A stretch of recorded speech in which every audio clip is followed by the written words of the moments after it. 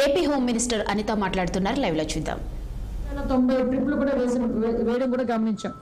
అదేవిధంగా ఇప్పటి వరకు కూడా వాటర్ కనెక్షన్స్ సుమారుగా ఎక్కడైతే ఇబ్బంది పడ్డ ప్రాంతాల్లో 77,550 వాటర్ కనెక్షన్స్ ఉంటే రీస్టోర్ చేసింది 65,353 ఆల్రెడీ రీస్టోర్ చేశారు.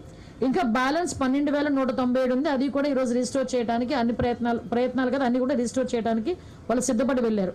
అదేవిధంగా ఈ రోజు వరకు ఇప్పుడు ఎవరికైతే రేషన్ ఇవ్వాలో ఆ రేషన్ కూడా ఆల్రెడీ నిన్న మొన్న 6th నుంచి 8th వరకు ఈ రోజు వరకు ఈ 3 రోజులు చూసుకుంటే 64,766 మందికి హౌస్ హోల్డ్స్కి రేషన్ కూడా పంపిణీ చేయడం కూడా జరిగింది.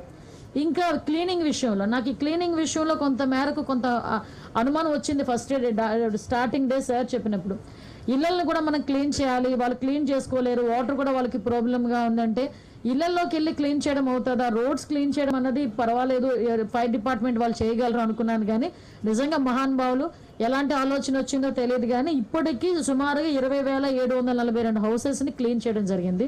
యావరేజ్ని పర్ డే 10,000 హౌసెస్ని క్లీన్ చేయడానికి కూడా ఈ రోజుకి కూడా సిద్ధపడి ఉండే పరిస్థితి ఈ రోజు కూడా కనిపిస్తూ ఉంది. వీటితో పాటు మీరు చూసారు ఎక్కడైతే వాటర్ అంతా వెళ్ళిపోయిందో ఆ వాటర్ లేని చోట కూడా మనకి ఫైర్ డిపార్ట్మెంట్ వాళ్ళ చేత ట్యాంకర్స్ తెప్పించుకొని పైప్ లైన్స్తో మొత్తం అంతా క్లీన్ చేయటం, డ్రోన్స్ని ఉపయోగించి క్లోరినేషన్ చేయటం, డ్రోన్స్ని ఫుడ్ ప్యాకెట్స్కి సప్లై చేయడానికి పంపించడం ఒక ఎత్తు అయితే అదేవిధంగా డ్రోన్స్ పెట్టి క్లోరినేషన్ కూడా చేసే ప్రక్రియ కూడా ఆల్రెడీ చాలా చోట్ల మొదలైంది. కానీ కొన్ని చోట్ల దురదృష్టం ఏంటంటే కొంతమందికి కళ్ళు ఉంటాయి కానీ చూడలేరు, చెవులు ఉంటాయి కానీ వినలేరు.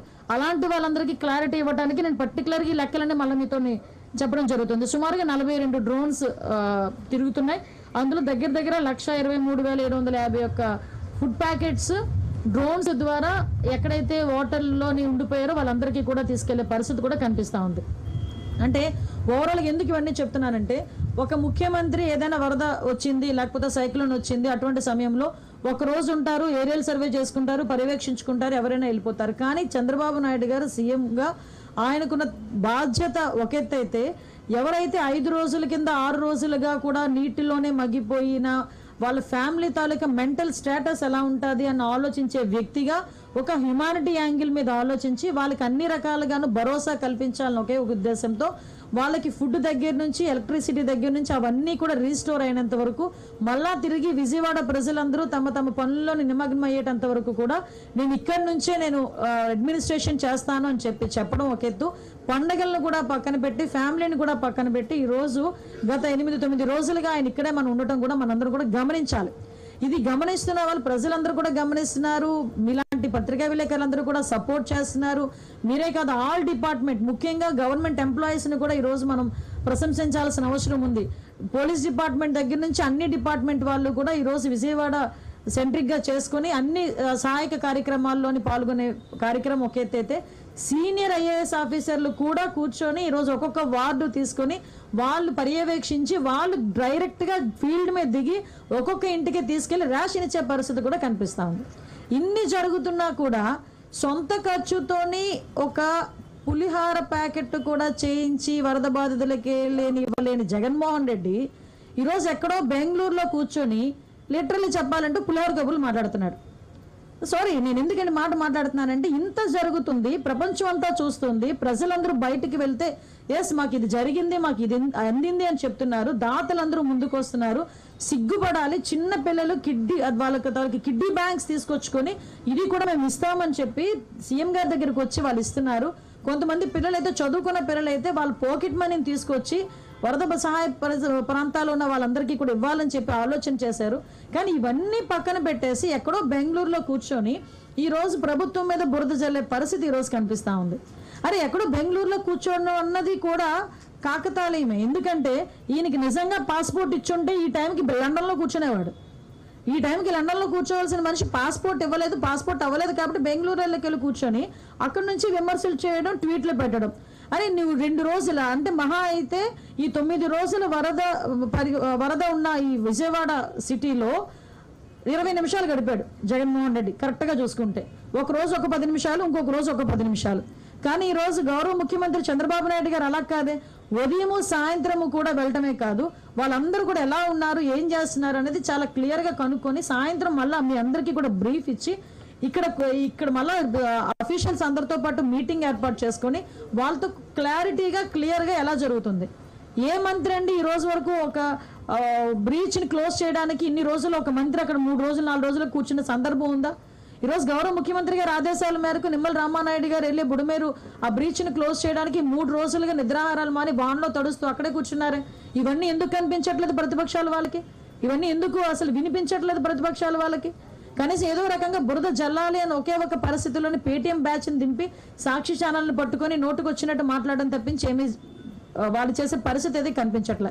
ఒకటైతే క్లియర్గా ఉన్నాను, ప్రజలందరూ కూడా ఇప్పుడు ఎన్డీఏ పక్షాన ఉన్నారు. ఎన్డీఏ నాయకులందరూ కూడా ఈరోజు ముందుకు వచ్చి సేవా కార్యక్రమాల్లో పాల్పంచుకుంటున్నారు.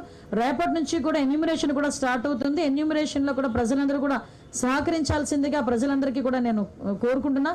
ఎన్యూమరేషన్ స్టార్ట్ అయిన తర్వాత వాళ్ళకి ఎలాగ రిలీఫ్ ఇవ్వాలనేది కూడా ఆలోచన చేసుకుని రిలీఫ్ కూడా ఇస్తాం.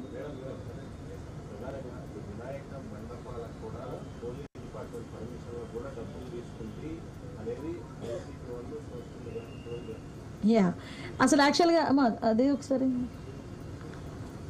యాక్చువల్గా ఇక్కడ మీకు ఒక విషయం చెప్పాలండి.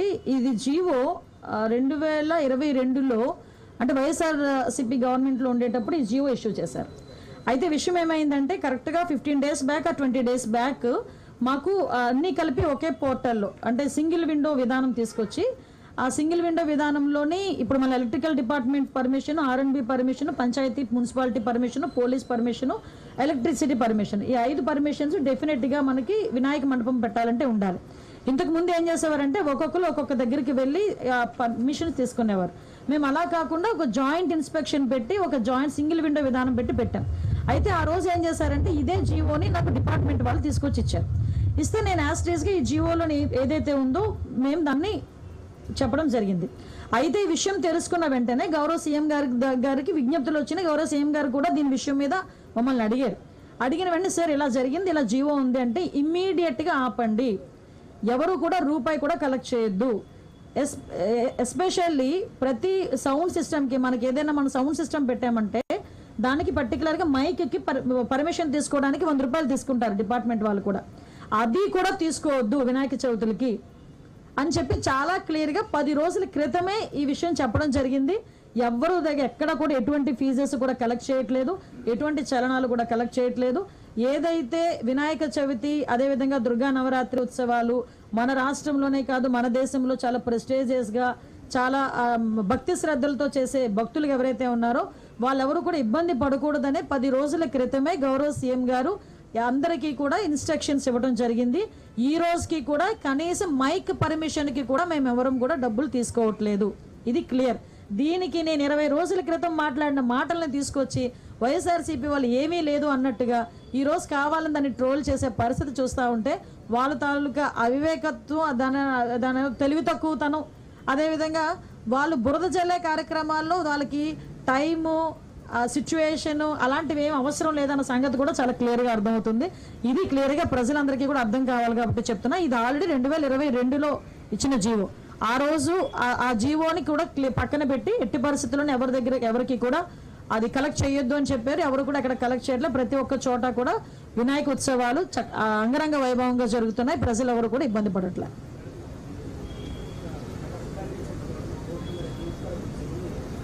ఎంక్వైరీ జరుగుతుందండి, దాని మీద ఎంక్వైరీ జరుగుతుంది, చాలా డీటెయిల్గా ఎంక్వైరీ జరుగుతుంది.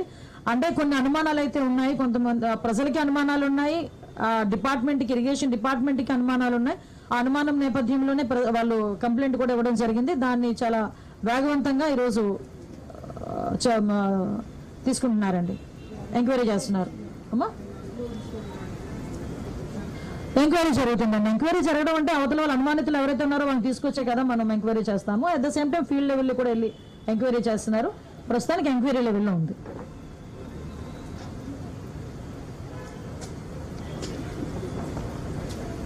Thank you.